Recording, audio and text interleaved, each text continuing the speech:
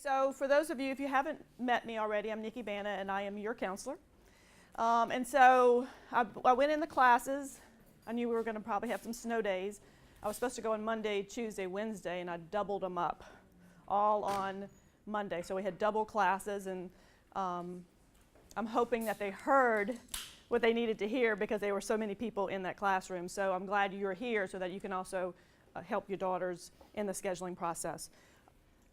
All right, so some of the things I want to go over, I want to make sure that you all are aware of the graduation requirements first.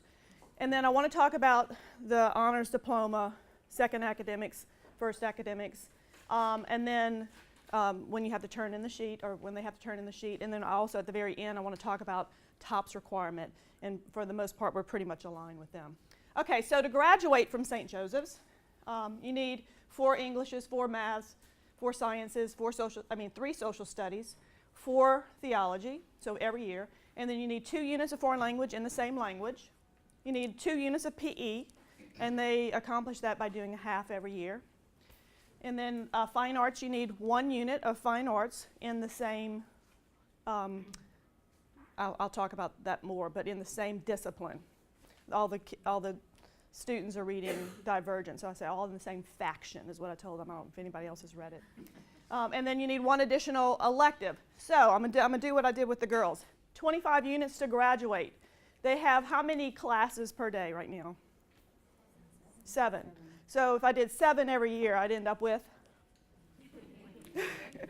So I'm like, I tell the girls, no calculators required, because they're all like, whoa, you know, trying to figure it out because they're so used to it. So of course there's some unstructured factored into there if they don't take the full course load. So anywhere from 25 to 28 would be the course load, that they have to play with. So 25 to graduate though.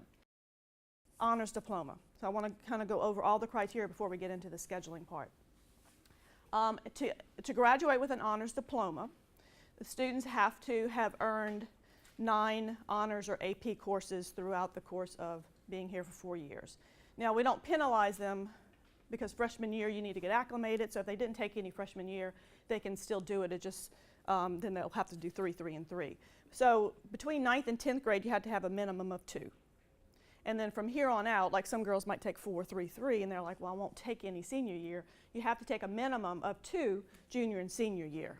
Okay, so that's that requirement. They have to graduate with a 3.8 GPA, and that's a weighted GPA.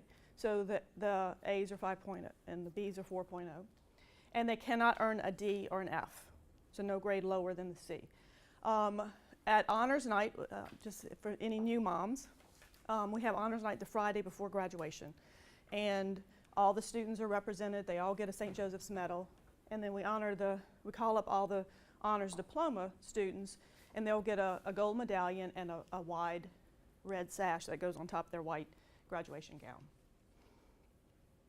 Okay, so we also have other distinctions because not everybody works toward an honors diploma.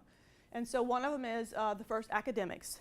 And you have to have a 3.5 cumulative or weighted GPA, because some people may have taken a few honors classes, because some people say, well, I like just math. And not enough to get 9 credits, but they might have some weighted GPA. So anywhere from a 3.5 and up, and they get called on the stage, and they get a silver St. Joseph's medal and a cord, a red cord. And there's no honor courses required for either one of these. And then second academics is a 3.0 to a 3.499. And you notice how we don't round up for either one of those. And so what they'll get is they'll get called up and get a bronze medallion, okay, at honors night. And then they wear all those to the graduation.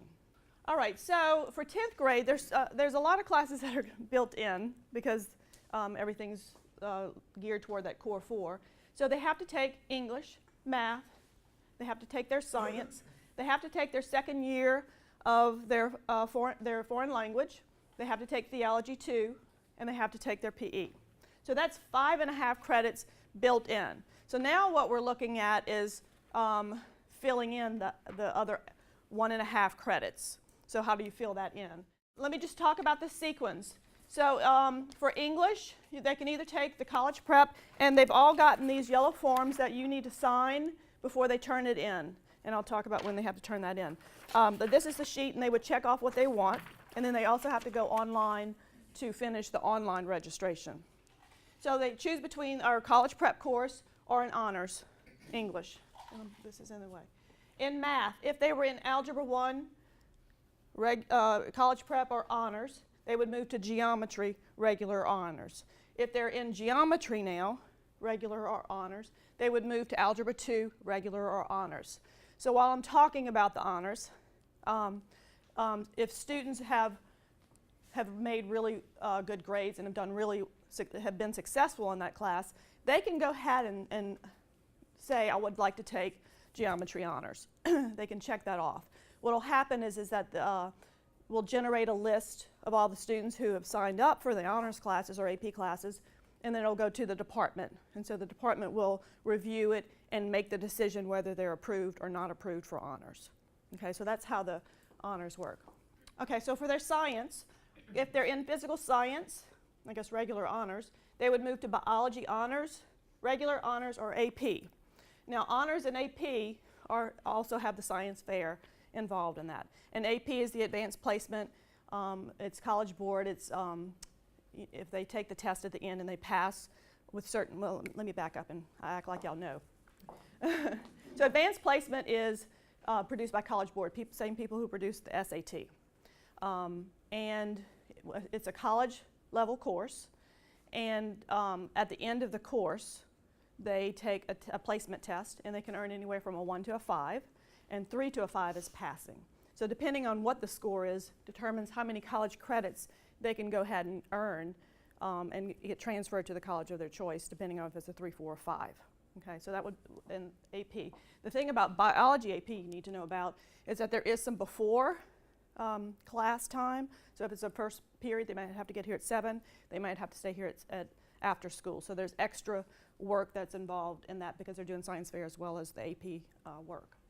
And then if they're in biology now, they would move to chemistry, college prep, or chemistry honors. And then their second foreign language, and then they have to take the PE. Now there is a summer PE, but the summer PE is only offered if they were doubling up on some academic courses and they couldn't fit it all in the 7-hour credit. And so that has to be approved by Ms. Gillio. But you know, you're more than welcome to come talk to me and then we can find out if it qualifies for summer PE. So before they do that 1.5 credits, you know, I talked to the girls about make sure you understand what the course load is. I actually had a conversation with a student today and she said it was really hard freshman year, you know, to be able to do sports and the clubs and all those activities that they're involved in, whether it's student council, leadership positions, beta club, all those things. They need to take that into consideration when they're signing up for courses if they want to take too many honors courses or too little even. You know, you have to take all that into consideration. This is the best time to finish their fine arts requirement because they've already had a half. Because what happens, I don't know if you noticed on the curriculum, they're missing the social studies. They don't have a social studies sophomore year. So that's why we have a little bit more to play with because another student said, it wasn't this hard last year to schedule.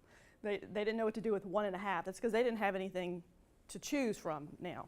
So it's a great time to finish that because they add the histories back in junior and senior year. And it's also a great time for them to take classes that they're interested in. So those are the things that they need to consider when they're scheduling those electives. Okay, so I want to talk about the electives, unstructured, and the fine arts. So the fine arts, to meet the requirements, you could take fine arts survey. There's a part 1, which is 1 semester, and a part 2, which is the other semester. That fulfills the requirement. Then there's performing arts, and this is my factions that I was talking about, other categories. There's performing arts. So if you can dance, sing, act, those are all performing arts. So if they took choir 1, then they would have to do another performing arts. And then visual arts would be the art, painting, drawing. You cannot take half here and half here or switch them up. You have to stay within the same category. For some reason, the students could not get in their head half-credit courses. You know, if they took Fine Arts Survey, they thought they were done. Now, I took a whole class because it's Fine Arts Survey 1. So, you know, I have to do it where it's English, math, science, foreign language, theology, PE, so that's 5.5. So I put the art elective here, and then, of course, like FACS count, Family and Consumer Science counted as a whole credit. So they're done. That's 7 credits. Or they can take their art elective and do 2 halves. Or they can do their art elective, because I'm still throwing that in there even though it's not required at this point. They can do an unstructured in another half. Okay, so the unstructured, they are allowed 1/2 of an unstructured at sophomore year. Junior year, they'll be allowed 2, and senior year, they'll be allowed 2. So an unstructured, so it would only be 1 semester, and then the other would be whatever their other elective was. All right, so I think I went in on the 27th, which was the Monday, and so they've had a long time. This is the longest we've ever had it open that long, and so we went online as well, made them go online and start selecting the courses. They can edit it online until the 9th when it closes, and then on the 10th, this sheet with the parent's signature at the bottom, and then if they're wanting to work toward the honors diploma, they need to indicate that at the bottom on the sheet. All the electives are on the back that they get to choose from. And this is the kind of the required courses on the front. Did y'all see, everybody see this form? Okay. It's also a Moodle if they ended up losing it. Okay, so I want to go over the TOPS core curriculum because I had spoken about that earlier. And in classes when I gave the plan and the plan test back, I also had the girls go on an Excel spreadsheet that we also have posted on my counseling page, class of 2017.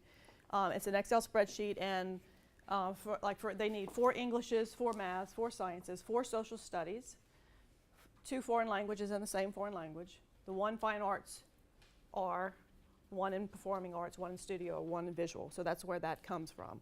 And then it ends up at 19 units. So I had them go in, get their transcript, talk to them about what a transcript was, and under English, they put under semester 1, they put 0.5 because they earned half of a unit, and they put their grade. And under math, they put 0.5. And so they calculated their core GPA, which is a little bit less because when we throw out PE, which they may have made an A in, then it changes, or we throw out theology, which they may have done an A in. Then if they throw out 4.0s, then their GPA can drop. So I told them to expect that it can go down. Now, it does separate more, and every year we'll have, by the time they're seniors, they're thinking they're at a 3.0, and they don't know why they're not getting an LSU when their core GPA is still a 2.7. They still don't get that distinction. So we make them calculate it twice a year. So I've already done it in January, and when I go in the beginning of sophomore year, we'll calculate their second semester of freshman year. So you can always look at that. The thing that you need to know that's different from our graduation requirements is the social studies, where they have 4 and we have 3, but they allow our history of religion to count toward, which is next year's theology. So they allow that to count for the social studies. So to get TOPS in Louisiana, so TOPS is the tuition assistance to public schools in Louisiana, and in order to get the tuition paid, you have to have a 2.5 in that core with a 20 on the ACT, which is the state average at the time. So that pays tuition at a public university. Now they might take an average amount to pay to Loyola or Tulane. Of course, an average amount probably doesn't touch $40,000. So, and then they also have other incentives. So if they have a 3.0 in their core GPA, with a 23 on their ACT, they will give them tuition plus $400 a year. And if they have a 3.0 core GPA with a 27 on their ACT, then they'll get $800 a year plus. Now, starting this year, TOPS is also starting to weight the GPAs based on honors or AP classes. So this is the website for TOPS if you have questions specifically about that.